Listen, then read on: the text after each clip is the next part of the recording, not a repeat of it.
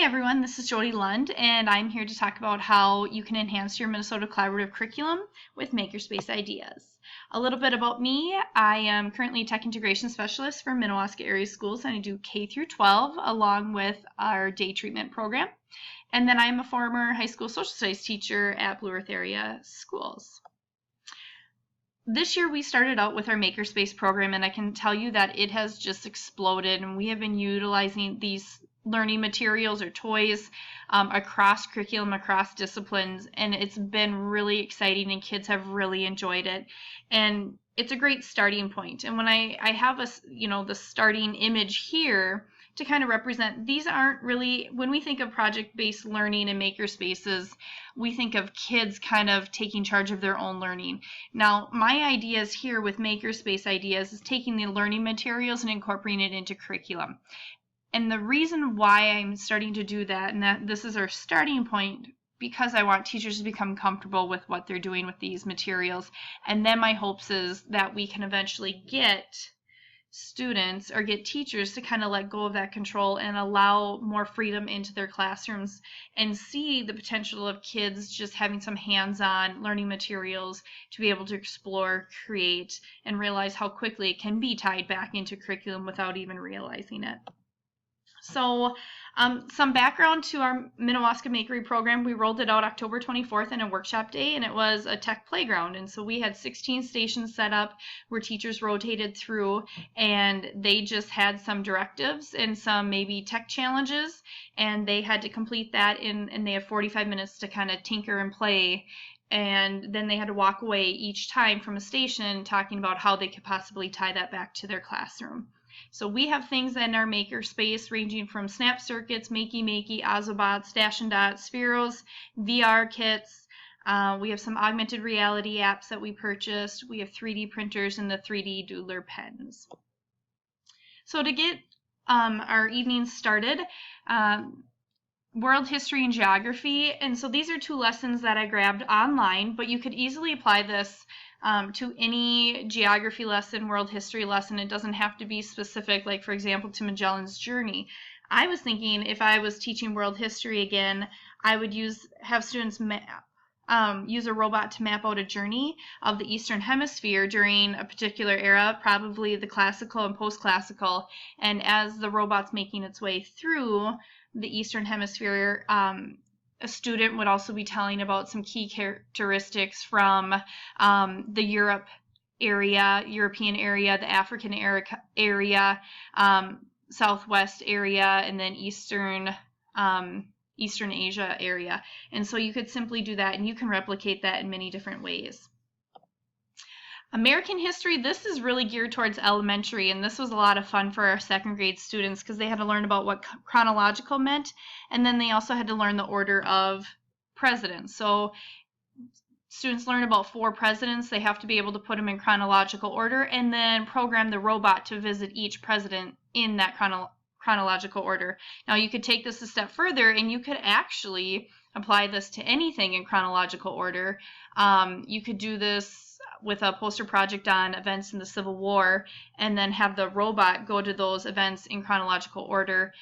I also like using the Ozobots because you can color code them, and so then you can, by the color pattern that you develop or you replicate from the Ozo code sheet, whatever directive you give it, you could have the students justify why they gave it that directive. So if you have maybe you have them, the Ozobot create a U-turn, they would have to explain why that U-turn represents that move represents that event. And so that's another way you could take it a step further and add some critical thinking to your lesson.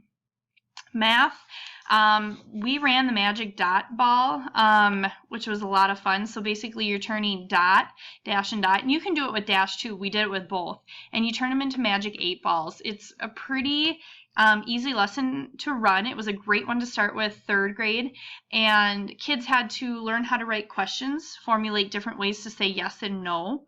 And it was geared towards student interest. They got to ask yes or no questions, and it could be anything of their interest. So if you click on here, this picture, it will take you to the lesson that we ran. And so I will go ahead and turn up my volume here, and you can see this little boy is asking Dot a question. And will Dallas win to the Packers?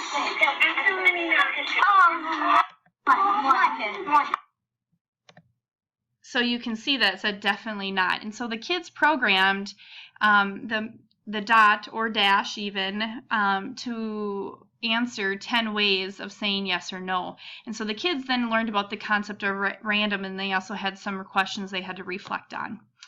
You could also include Ozobots or even Dash and Dot to trace over geometric shapes. And then what I would do to take it a step further, a lot of our teachers in our school district use Seesaw. So I would have students record them programming their robot to trace those geometric shapes, and then also use the Seesaw video to explain why it reflects that shape, what are those characteristics as they're programming, to combine some self-reflection into that. Some ELA lessons, really like using the Ozobots to plot a storyline. The lesson plan is there. Our English teacher used it to make sure it was her way of assessing students whether or not they could truly plot out the storyline of Charles Dickens' Christmas Story. And so she actually utilized this lesson plan, and she thought it really was done well enough where she didn't have to really modify a whole lot. So that you could replicate in many different aspects. In a lot of levels, I would say. Play-Doh Touch, I would actually use this with high schoolers. If I was still teaching social studies, I would find a way, because this is just such a neat thing. And what's funny is I had a senior boy come in to the makerspace and asked if he could just check out materials, and I said, absolutely, what would you like to check out? And he replied, Play-Doh. I still think kids, even if they're high schoolers, like that kinesthetic feel, like to be able to mold things with their hands. And so I think this would be a great way to actually utilize for some creative writing pieces, but you obviously would use it too at the elementary level. So you bring Play-Doh creations to life in a virtual world. You keep scanning more and more to customize and enhance your world, and then you can save your creations and worlds to play with them another day. So it's a really neat thing, fairly easy to use. I would maybe start with second grade and up. Virtual reality, some really cool things with virtual reality. Co-spaces, a little cumbersome, but I think they're getting better. Right now they included Blockly, so you can code your own virtual reality space. And what's cool is you create the space online using the web, and then you can download the app and virtually go there with VR goggles. So I really like that. I think about how you could create a habitat in your animals and talk about life cycles, you know, different, what do they eat? You could go in many different directions. They also have some templates in there, so museum templates, so you could have kids focus on a historical topic and then publish all those things in like a historical virtual reality museum. Fuse is really cool. It combines video, photo, and then a panoramic photo. Very cool if you want to take it to the next level. I think about this, our high school English teacher in 10th grade was talking about how setting plays a role in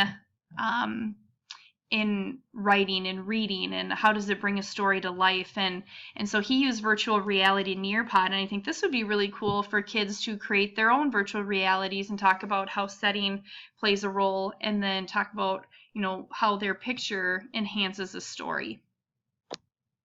Spheros are awesome. They can be used in elementary, intermediate, and high school. There's a really fun game out there, app, Sphero Color Grab, and it's really more of a hands-on activity, but it's a great way, a simple way to add technology, so you have to check that out. A lot of math lessons, one that is shared here, time, speed, and distance.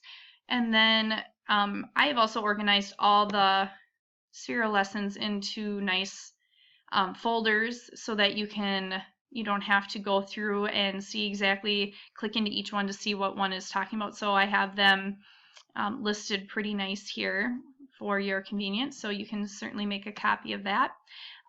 Here is an activity that our 6th grade, math teacher conducted. He had the kids design their own maze, and they had a program using Tickle how to get through the maze, and they couldn't just guess. They had to actually measure things out, calculate angles.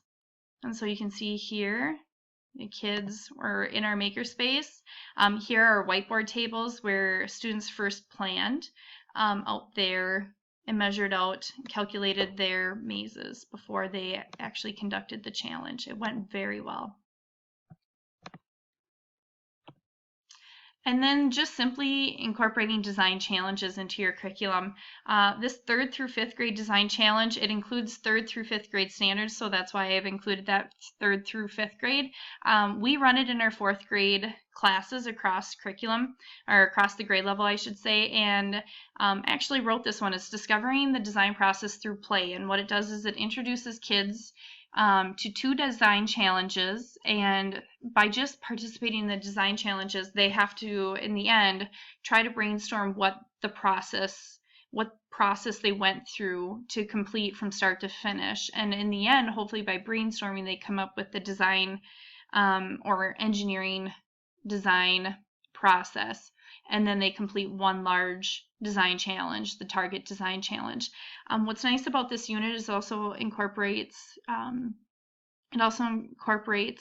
books. So some literacy pieces in here and journaling pieces. I really encourage the usage of Seesaw throughout that design challenge unit. PBS Design Squad is awesome. My husband used this in his class. He did the zipline challenge, and there's also a video out there on the Yangtze River of how a village actually had to create a zip line so that they could get resources and people to a village along the Yangtze River. So that is something, so you get to talk about the zip line challenge, kids get to design something, and then you get to see the real world application to it. So very cool. And then there's K through 6 design challenges based off of children's literature, which I think is really cool as well. Again, it's nice to be able to do things interdisciplinary, and when you tie in literature, I think that really enhances and helps kids bring those ideas to life. And so those are kind of some neat ideas on how to bring some curriculum to life with some makerspace ideas. And again, this could really be applied not only to Minnesota Collaborative Curriculum, but any curriculum. And so if you have any other questions, feel free to reach out to me on Google Plus or at LightEduFires on Twitter. Thanks.